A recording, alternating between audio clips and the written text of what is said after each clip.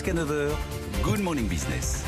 À 8h16, c'est l'homme qui vaut 100 milliards d'euros. Martin Vial, le commissaire aux participations de l'État. Bonjour Martin Vial. Bonjour. 100 milliards parce que c'est à peu près la valeur des participations de l'État dans les entreprises cotées ou non cotées aujourd'hui.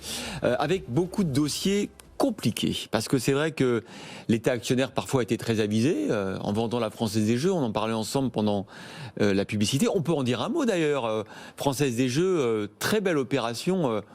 Pour l'État qui est sorti quand même, qui a pris 1,9 milliard au passage, et surtout pour les particuliers qui ont investi, Martin Vial. Oui, puisque aujourd'hui l'action vaut environ 42 €. Ouais, presque 100% de voilà, plus-value. Plus de 100% de plus-value.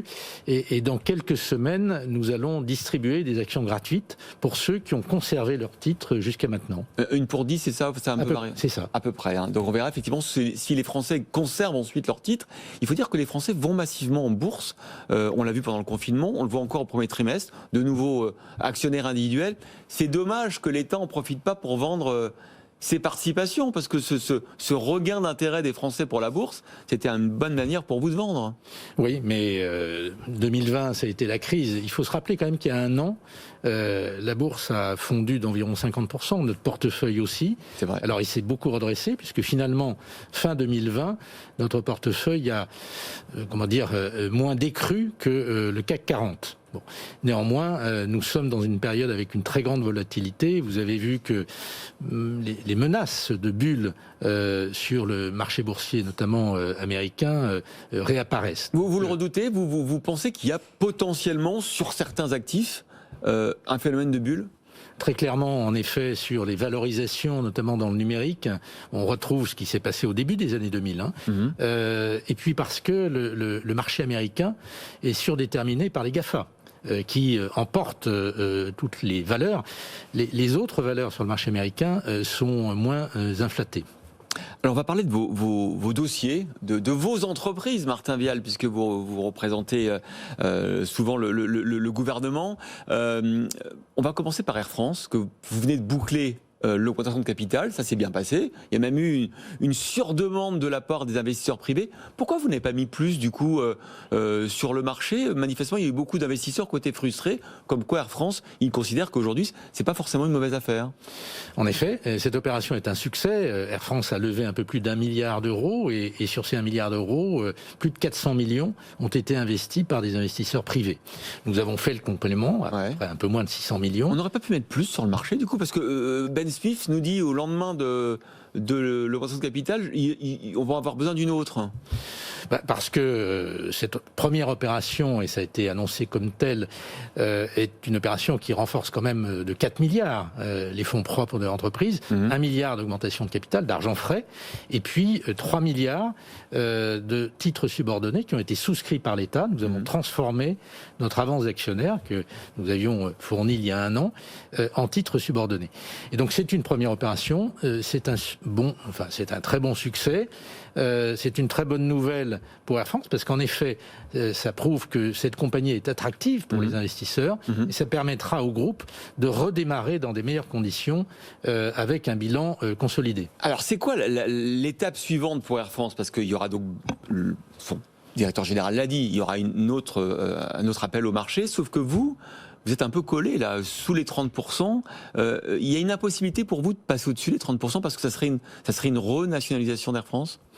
Nous n'envisageons pas de prendre le contrôle d'Air France. Nous sommes effectivement maintenant à peu près à 29% du capital. Les autres opérations qui pourraient se faire pour renforcer les fonds propres pourront se faire à travers différents types d'instruments. Et s'il y a des instruments en capital pur, si je puis dire, eh bien, on ira chercher d'abord, la compagnie ira chercher d'abord des investisseurs privés. Vous vous interdisez, vous, l'État, Nicolas Dos posait la question d'une nationalisation rampante, vous dites non. Impossible, on ne voudra pas. Aujourd'hui, nous sommes en dessous de 30% et nous n'envisageons pas de monter au-dessus de 30%. Sauf si il y avait une nouvelle catastrophe économique majeure qui amènerait l'État à venir au secours d'Air France-KLM. Mais Air France-KLM a beaucoup d'atouts et je voudrais juste dire un mot.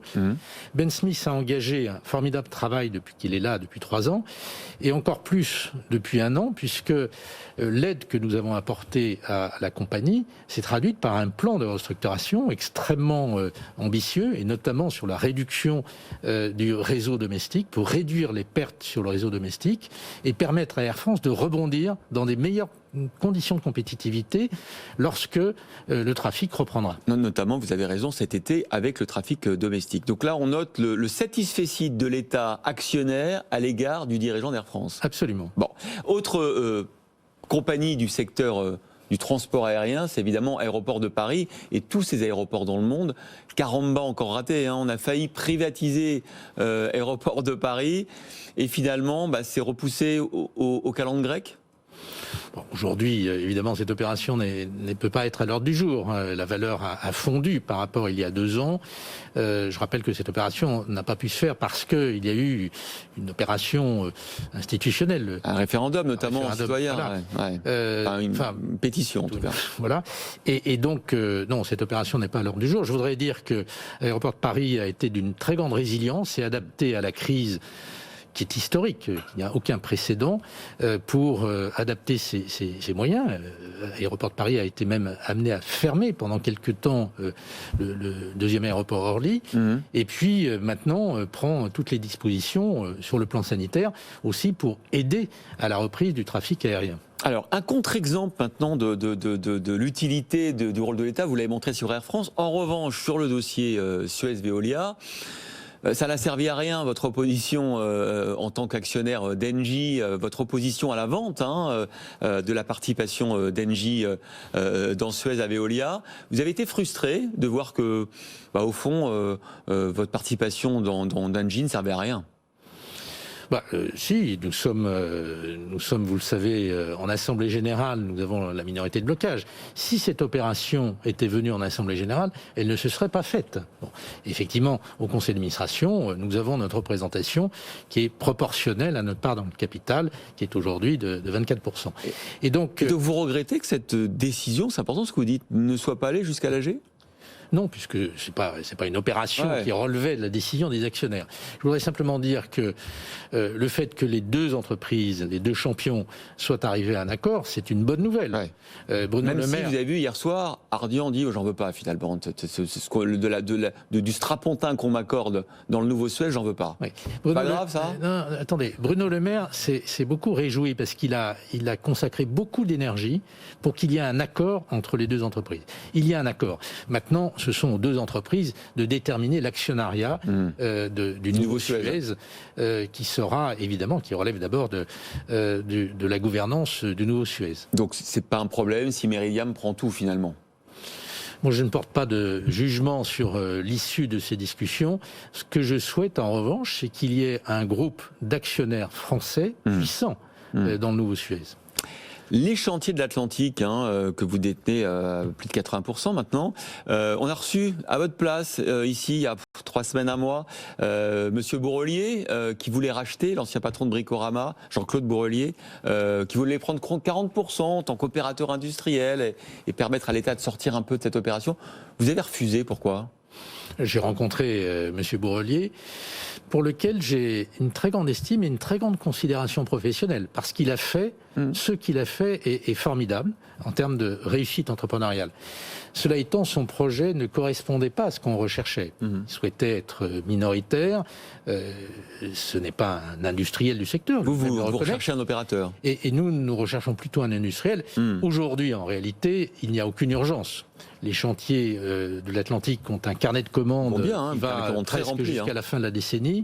Donc nous prendrons notre temps pour trouver le bon partenaire industriel dans cette entreprise, sachant aussi que pour ce faire, il faut faire une opération de privatisation. C'est une procédure assez lourde et donc il faut du temps. Et donc pour l'instant, nous n'avons pas d'urgence.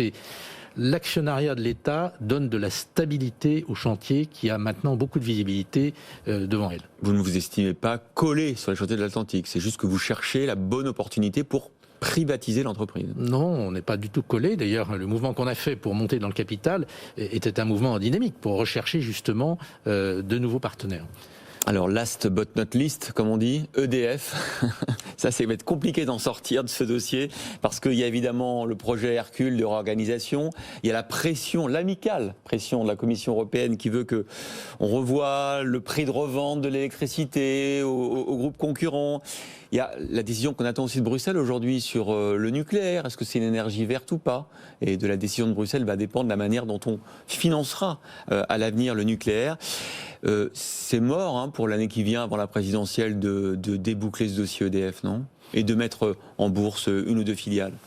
Ce projet est un projet stratégique pour EDF. Bien sûr. Il s'agit simplement de faire en sorte qu'EDF puisse à la fois continuer d'investir sur le parc nucléaire existant et investir plus massivement dans les ENR. Parce que les 6 ENR notamment. Le mix électrique français, ça sera le nucléaire et les énergies renouvelables. Et donc pour faire cela, il faut donner les moyens à EDF de continuer de couvrir ses investissements dans le nucléaire. Et cette réforme, elle a 4 piliers. Régler un contentieux dans le domaine des barrages. Ouais. On a un contentieux depuis une dizaine d'années avec la Commission européenne. Permettre... Toujours sur les prix de revente d'électricité notamment. Non, c'est sur l'ouverture à la concurrence des barrages. D'accord. Deuxièmement, pouvoir permettre au nucléaire de s'autofinancer en quelque sorte. Troisièmement, permettre à EDF d'avoir des capacités d'investir dans les énergies renouvelables. D'où la mise en bourse dans les énergies, dans les ENR. Oui, enfin, je rappelle qu'EDF est une société cotée aujourd'hui. Oui, mais là vous allez d'abord la nationaliser, puis ensuite mettre en bourse des filiales qui auront vocation justement à aller chercher l'argent pour investir et financer. Absolument, mais ce sont d'ores et déjà des filiales d'EDF. Et puis le quatrième élément qui est très important dans ce projet, c'est de protéger les consommateurs sur des hausses de prix excessives. Mais ça, c'est la bataille avec l'Europe. Il faut voir aujourd'hui que le prix, ce qu'on appelle le prix forward, le prix à terme de l'électricité, est bien plus élevé que le prix régulé actuel. Donc EDF, c'est un dossier de 2021 ou de 2022 ? Écoutez, nous sommes encore en discussion très active avec la Commission. Ces discussions ont beaucoup progressé, mais il reste encore des points de désaccord substantiels. Donc, je ne ferai pas de pronostic. Moi, j'en fais un. Ça sera 2022, pas avant. Merci beaucoup, Martin Vial, patron donc de toutes ces participations de l'État actionnaire, commissaire aux participations de l'État, d'avoir été l'invité de Good Morning Business.